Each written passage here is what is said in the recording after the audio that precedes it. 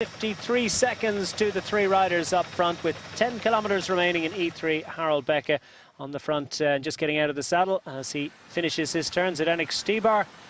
Peter Sagan rolling through, very comfortable up front, as indeed is Geraint Thomas of Team Sky.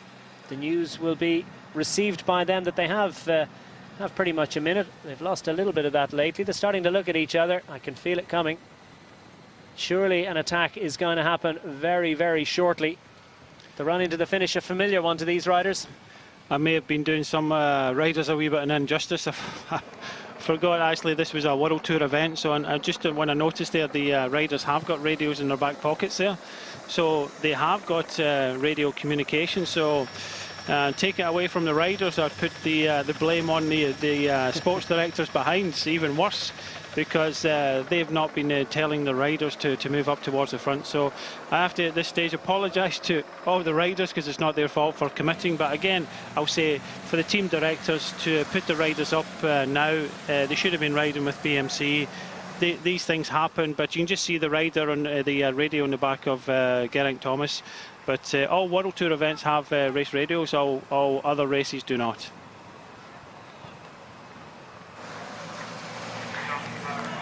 Peter Sagan goes to the front, and his ears must be burning at this moment, because surely there are conversations going on in team cars behind, particularly in Team Sky and Etixx Quickstep. Geraint Thomas rolling through. He kicked this one off and is perhaps the strongest of the three in the break. Not that there's much to choose between them. They've worked very well indeed. The gap is coming down ever so slightly now, Declan, but it's more that the three riders in front are starting to finesse a bit. They're not giving 100%. They know they've got a bit of an advantage, and they're just trying to save a little bit of energy for the final few kilometres, but they can't hang about too much now. They certainly can't, because Luca Paolini is a man with a huge sense of purpose at the moment, and look at the way that group is strung out. And riders will be feeling very, well, they're going to be feeling tired. It's as simple as that. Not everybody's going to have the same strength. Stijn Vandenberg is probably relieved that he's not asked to do a big turn at the moment. Look around. I'm not going to the front. And that big stall could be all that the three riders up front need to hear. And now Christoph is towards the front. Alfredo goes on the attack on the right-hand side. I just don't understand some of the tactics here. Why just take them off the front? It was coming down. It's 40 seconds. Three strong riders in front, and again the questions have to be asked the sports directors behind. What are they doing? What are they playing? They're just throwing this race away now.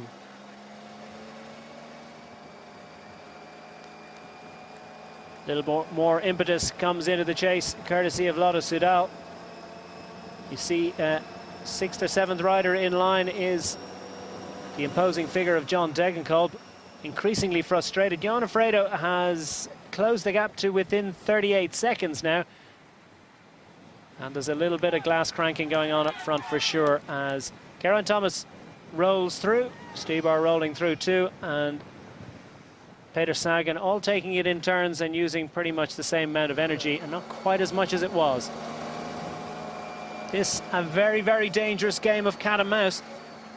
It is 38 seconds now, 7.5 kilometres to go, and three very strong riders in front, starting to finesse, starting to look at each other. But why, oh why, did Katusha just automatically stop riding there? I just don't know, because they have got one of the fastest finishers in this group behind, Christoph. And, you know, these three riders have fully committed, so they were pretty much almost guaranteed if they'd have brought these riders back at a podium place with Christoph. Okay, John Degenkolb's there, but it would have been close. But are we going to rue seeing a group sprint? These three riders going to stay away? It's in the balance again for pretty much the second time. When BMC came towards the front, nobody wanted to help. They lost Van Avermaet. Then the other teams wanted to ride.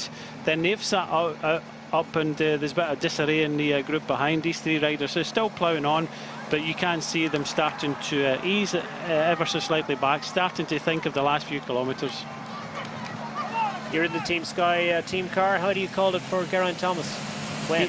he has to get rid of... they can't mess about too much now. It's only 38 seconds, so you think that he would have to learn from last year. He cannot ride Stybar and Sagan towards the finish, and in fact, Stybar and Sagan are, I think if Geraint Thomas goes on the attack, I don't think either Stybar or Sagan would want to combine with each other. They'd probably look at each other, so for Geraint to win, he has to surprise them. I think if he really hits them hard with about possibly 3 kilometres to go, that Stybar and Sagan may look at each other. So when is this attack coming? Surely, very shortly.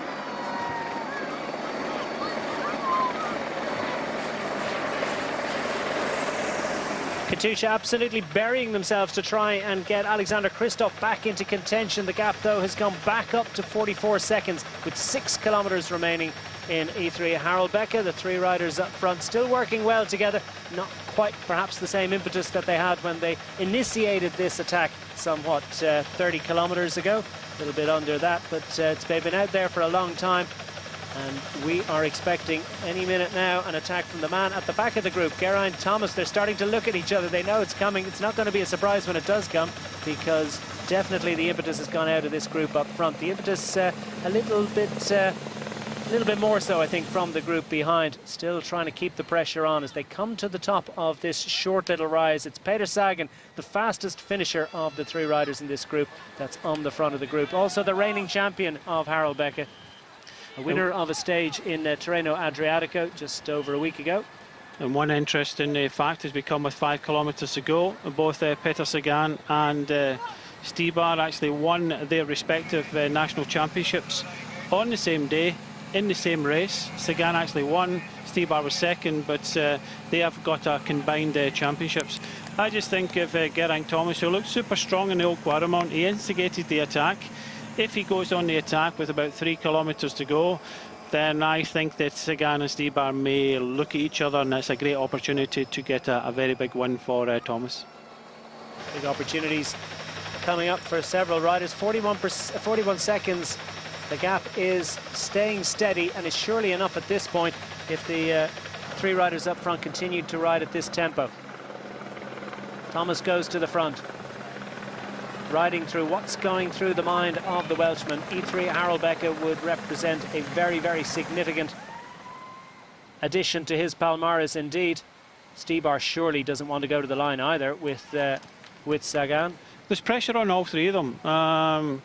Geraint can maybe relax a bit. He goes in the right-hand side, just as we said, 4.3 kilometres to go. A big, big attack now by Geraint Thomas. Here it comes. We've been waiting for it. Finally it comes, and he's got the gap. Look at that. Geraint Thomas, he has the strength, and he had saved just enough. And it's Stybar that's going to have to close the gap, because Sagan hasn't got it. The reigning champion is surely not going to win E3 Harelbeke now. If Stybar gets across the gap, will these 2 riders ride it to the line? That remains to be seen, but Stybar is going to have to do something very, very impressive indeed if he's to get to Geraint Thomas. Thomas has raced clear. He's got the gap he required. Sagan has been found out in a big way. He hasn't got the legs, and he'll do well to hang on for 3rd. Meanwhile, Geraint Thomas isn't looking over his shoulder one little bit. If he did, he would see that Zdeněk Stybar has not given up on this one whatsoever. It's a tiny gap between them in real terms, but there is daylight. There's no aerodynamic effect at this point. Stybar desperately trying to grapple his way back onto the wheel of the Welshman. Geraint Thomas pushing for all he's worth with 3.5 kilometres remaining. Well, it's a time trial into the finish, and Geraint Thomas is a very good time trial. It's on his own. He's been out front for a long, long period of time. Stybar trying to come up to him, but there's a gap about 5-10 seconds. But Sagan is gone. His legs have gone. So Geraint Thomas learned from last year. He never did this last year, finished 3rd, but it does look as if he's got the strength. He did look super good on Old Quartermount. All he needed to do was try and hit them. I thought Sagan and Stybar would start looking at each other, but you can just see the cars starting to move around Peter Sagan, and it's all in the hands of Geraint Thomas now. Well, you say Peter Sagan is gone. I tell you what, I think Zdeněk Stybar is gone in terms of getting on terms to take victory in E3 Harelbeke this year, because 10 seconds is the indicated gap between this man and his chaser, the lone chaser, Zdeněk Stybar. I say lone chaser, Sagan is still chasing a few seconds behind, but he's out of it in a big way. It's a match race between these two up front, two of the strongest riders in world cycling, but Geraint Thomas is one of the strongest pursuers in the world, and he has got the bit between his teeth, and he's got the opportunity to take the biggest win of his career. It would be surely at this point for Geraint Thomas' biggest win on the road for sure. 11 seconds, it's only going up, and he's racing towards glory. The man who was third in this race 12 months ago, 28 years of age, now racing with Team Sky with just 2.5 kilometers remaining. Nothing surely is going to stop Thomas now, so he's timed it perfectly. It was a fantastic attack, and he did look strong. He had to go on the attack. He couldn't bring it down to a sprint. 2 kilometers to go. You think as the gap creeps up to Stybar to 12 seconds now, it does look as if he's got it in the bag. He learned something from last year when he came to the finish with the man sitting in third place at the moment, Peter Sagan. But a brave effort here by Stybar, but he's up against a stronger man. Looks like another near miss for the Ethics Quick Step squad, because it's another important victory in the classics for Team Sky. They've got the win in Het Nieuwsblad a few weeks ago, courtesy of Ian Stannard. He is behind, in the group behind, and he'll have the news that Geraint Thomas is racing towards glory. Now just 1,800 metres remaining between himself and a very big win indeed. He's already taken victory this year in the Tour of Algarve, and he has put together some very, very impressive performances in Paris-Nice, especially second on the stage there, and fifth on general classification. An immense performance in a week-long stage race. And Geraint Thomas now, he turns his attentions to the classics, turns his attentions to the remaining 1,300 metres. Nothing surely is going to stop him now as he races towards the kite. Yeah, 1 kilometre to go, 15 seconds. He has got 7 pro wins in his career, twice in Bayern Rundfahrt. But last year when he finished third in this race, and he's going to top the podium this year. Brilliant performance. He instigated it in the old Quaremont, and chapeau to Geraint Thomas. Well, we wondered if he'd done too much work in initiating this move and really driving it on. He was clearly the strength in the group, albeit they all three were working as a unit. But Stybar and Sagan surely knew that this attack was coming, but there was absolutely nothing they could do about it. Thomas left just a little bit of daylight, so by the time they were aware of it, he was already very much on the pedals. And as he reaches the finishing straight, inside the home straight now for Geraint Thomas, and what a thrill this will be for the young Welshman. 28 years of age, he's been a pro several years now, and has really developed over the last few years to be a vital cog in the Sky's stage race and classics squad. And who would bet against him taking a monument very, very shortly indeed. But this is a very, very big win, because coming up to the finish line, as he has a little look over his shoulder, well, he can be absolutely secure in the knowledge that he is going to take victory this afternoon. It's an imperious performance, a powerhouse performance by the Welshman. He gets his hands in the air and he punches the air, because Geraint Thomas is the winner of E3 Harelbeke for 2015. Zdeněk Stybar will have to be satisfied with another very impressive success, for another very impressive performance, albeit not quite the success that he would have liked. So Ethics Quick Step, the bridesmaids once more, and they managed to distance the big threat, Peter Sagan. But here comes the sprint behind, and Sagan has been mopped up as we look to see who's going to make it through for the sprint success. Is it Van Barle on the front for, and coming on the right-hand side, or in the middle of the group, is Trentin. Is it Trentin for the Ethics Quick Step squad? And just alongside him, I think, pinching that one was Christoph.